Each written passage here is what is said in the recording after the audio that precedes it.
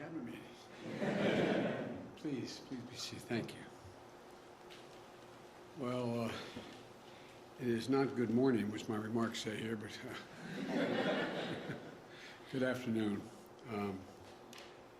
We're in the midst of a historic economic recovery. And because our successful vaccination program strategy has been working, and the immediate relief through the American Rescue Plan has brought back our economy from the worst economic crisis in nearly a century, America is now on track. We're now on track for the highest economic growth in 40 years, and among the highest growth records on record. We designed our economic strategy to be durable to the ups and downs that come with recovery. There are ups and downs. That's why the American Rescue Plan was designed to help people not just all at once, but over the course of a full year. So we could continue supporting families, small businesses, state and local budgets to help them weather those ups and downs. And now that the economy is back on track, we're making progress on the second phase of our strategy, ensuring long-term growth. That's what my Build Back Better agenda, including my Americans Family Plan and the bipartisan infrastructure agreement we reached last month, that's what they're all about, long-term. But to keep our country moving, we have to take another step as well. And I know you're all tired of hearing me during the campaign and since I'm elected president talk about it. And that's bringing fair competition back to the economy. That's why today I'm going to be signing shortly an executive order promoting competition to lower prices, to increase wages, and to take another critical step toward an economy that works for everybody. The heart of American capitalism is a simple idea: open and fair competition.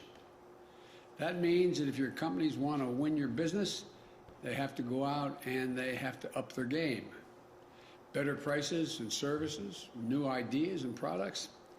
That competition keeps the economy moving and keeps it growing. Fair competition is why capitalism has been the world's greatest force of prosperity and growth. By the same token, competitive economy means companies must do everything they do to compete for workers, offering higher wages, more flexible hours, better benefits. But what we've seen over the past few decades is less competition and more concentration that holds our economy back. We see it in big agriculture, in big tech, in big pharma. The list goes on. Rather than competing for consumers, they are consuming their competitors. Rather than competing for workers, they're finding ways to gain the upper hand on labor. And too often, the government has actually made it harder for new companies to break in and compete. Look at what that means for family budgets. Take prescription drugs. Just a handful of companies control the market for many vital medicines, giving them leverage over everyone else to charge whatever they want.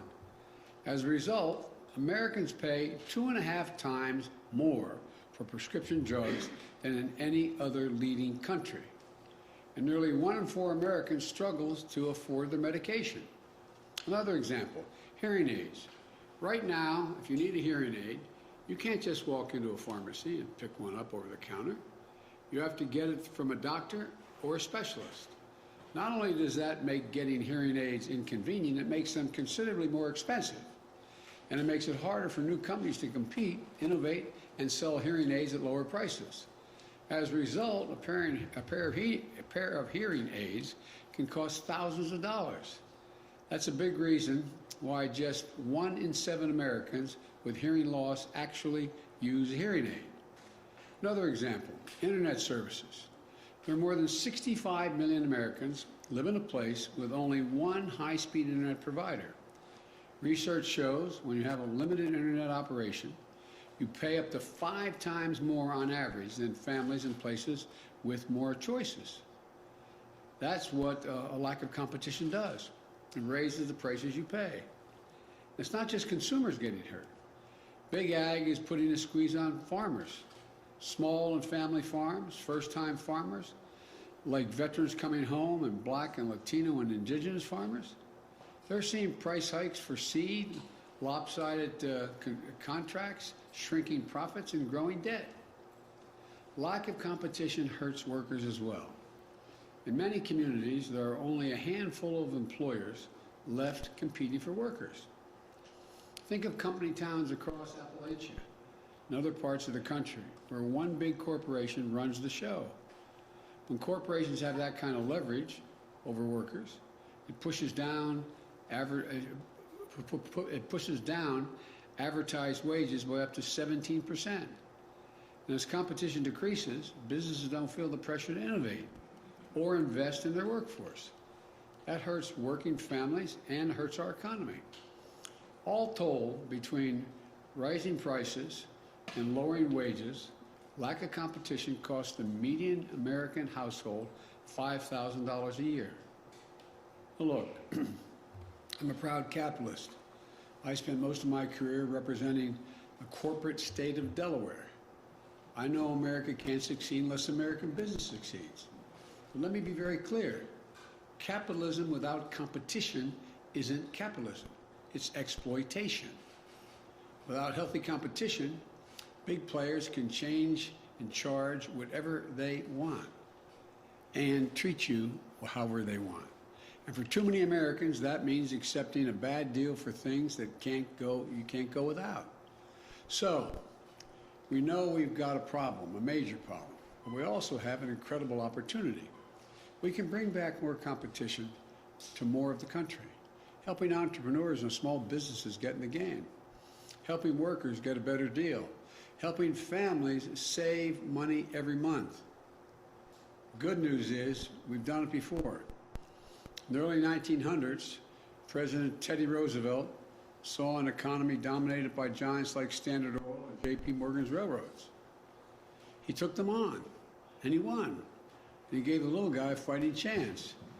Decades later, during the Great Depression, his cousin Franklin Roosevelt saw a wave of corporate mergers that wiped out scores of small businesses, crushing competition and innovation. So he ramped up antitrust enforcement, eightfold in just 2 years, saving families billions in today's dollars and helping set the course for sustained economic growth after World War II. He also called for an economic Bill of Rights, including, quote, the right of every businessman, large and small, to trade in an atmosphere of freedom from unfair competition and domination by monopolies, end of quote. Between them, the two Roosevelts established an American tradition, an antitrust tradition. It's how we ensure that our economy isn't about people working for capitalism, it's about capitalism working for people. But over time, we've lost the fundamental American idea that true capitalism depends on fair and open competition. 40 years ago, we chose the wrong path, in my view, following the misguided philosophy of people like Robert Bork and pulled back on enforcing laws to promote competition. We are now 40 years into the experiment of letting giant corporations accumulate more and more power. And what have we gotten from it? Less growth, weakened investment, fewer small businesses. Too many Americans who feel left behind. Too many people who are poorer than their parents. I believe the experiment failed. We have to get back to an economy that grows from the bottom up and the middle out. The executive order I'm soon going to be signing commits the federal government to full and aggressive enforcement of our antitrust laws. No more tolerance for abusive actions by monopolies. No more bad mergers that lead to mass layoffs, higher prices, fewer options for workers and consumers alike. My executive order includes 72 specific actions. I expect the federal agencies, and they know this, to help restore competition so that we have lower prices, higher wages, more money, more options, and more convenience for the American people. Today, I want to focus on 3 specific actions. First, the FDA, the Food and Drug Administration. We're going to work with states and tribes to safely import prescription drugs from Canada. That's just one of many actions in the executive order that will lower prescription drug prices. Second, the FDA is going to issue rules so that hearing aids can be sold over the counter That's something the last administration was supposed to have done but didn't do. We're going to get it done. After these rules go into effect, a pair of hearing aids could cost hundreds of dollars, not thousands. And you'll be able to pick them up at your local drugstore. Third, we're going to improve competition for workers. I've talked a lot about non-compete agreements, contracts that say you can't take another job in your field even if you get a better deal. I made a speech, I was just reminiscing with my staff, back in 2018 at the Brookings Institution, where I talked about the non-compete clauses that were just, I found to be absolutely ridiculous, but how prevalent they were throughout industries. At least 1 in 3 businesses require their workers to sign a non-compete agreement. These aren't just high-paid executives or scientists who hold secret formulas for Coca-Cola so Pepsi can't get their hands on it. A recent study found 1 in 5 workers without a college education is subject to non-compete agreements. They're construction workers, hotel workers, disproportionately women and women of color. Think of the 26-year-old employee at a company. She's a star worker, but she isn't being treated right. She's underpaid, passed over for promotions. Competitor across the street knows it, but wants to bring her in at a higher wage, and she can't do it. Her company threatens legal action over a non-compete clause she had to sign in order to get hired in the first place. She can't afford a lawyer for help, so she's locked in. Imagine if you're in her shoes. You'd feel powerless, disrespected, bullied, trapped. That's not right. Workers should be free to take a better job if someone offers it. If your employer wants to keep you, he or she should have to make it worth your while to stay. That's the kind of competition that leads to better wages and greater dignity of work. Look, I'm not going to go into it now, but I used to, there's non-compete clauses or people running the machines that lay down asphalt. If in fact you get offered a job and you have you're in Arkansas doing it, a lot of specific examples, you can't take a job in West Texas to do it. What in the hell does that have to do with anything? No, I'm serious. Or there were clauses in McDonald's contracts. You can't leave Burger King to go to McDonald's. Come on. Is there a trade secret about what's inside that patty? No, but I'm serious. I don't know whether you do know. I didn't know till 5 years ago the incredible number of non-compete clauses for ordinary people who is done for one reason, to keep wages low, period. Look, my executive order calls on the FTC to ban or limit non-compete agreements. Let workers choose who they want to work for. I'm also calling on the FTC to do away with certain occupational licensing requirements. You realize if you braid hair and you move from one state to another, sometimes you have to do a 6-month apprenticeship, even though you've been in the business for a long, long time. What's that all about? Military families, for example, they're often on the move between states with each new assignment. So you have a woman in the military, her husband's following her, or vice versa. Guess what? If you're a plumber, you have to get a different license when you move from Delaware to Missouri.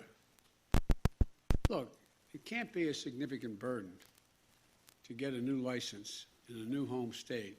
That burden can't be around anymore. It takes time and it takes money. It takes a toll on families' income while you're waiting. We should remove that barrier, providing more mobility, more opportunity, higher wages for families on the move. This is something that my wife Jill has worked on together with Michelle Obama through the Joining Forces Initiative for the military. We're going to keep that moving. We're going to get it done with an executive order. Let me close with this. Competition works. We know it works. We've seen it work when it exists. Fair competition is what made America the wealthiest, most innovative nation in history. That's why people come here to invent things, to start new businesses. In the competition against China and other nations of the 21st century, let's show that American democracy and the American people can truly outcompete anyone. Because I know that just given half a chance, American people never, ever, ever let their country down. Imagine if we give everyone a full and fair chance. That's what this is all about. That's what I'm about to do. So I'd like to invite the cabinet members up here. I'd like to, the Attorney General is here, General Garland, Javier, Mr. Secretary, you can come up too. I've been watching on television, you've been really good. Gina Raimondo, also Pete Buttigieg, and the chair of the FCC, Lena Khan, acting chair of the FTC, and director of the National Economic Council. Am I leaving anybody out? Anyway, come on up. This may be the first cabinet meeting we've had.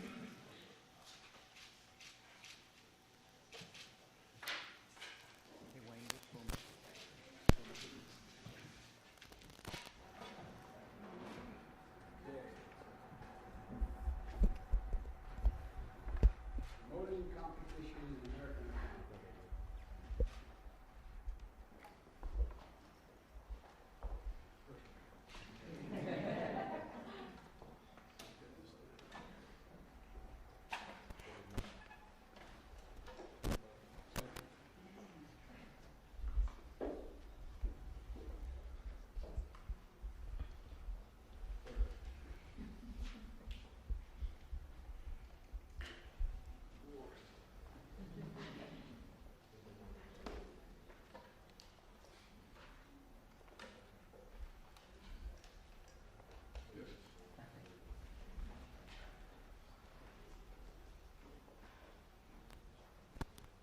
Wondered how Brock did this with a shorter name.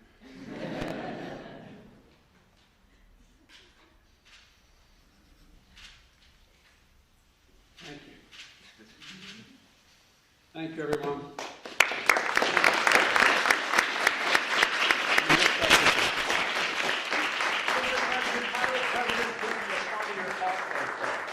How did President Putin respond to your call today, sir? Well, I made it very clear to him that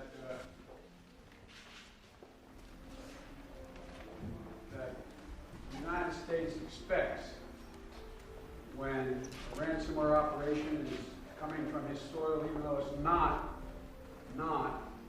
sponsored by the state, we expect them to act if we give them enough information to act on who that is. And secondly, that we've set up a means of communications now on a regular basis to be able to communicate to one another when each of us thinks something's happening in another country that affects the home country. And so it went well. I'm optimistic.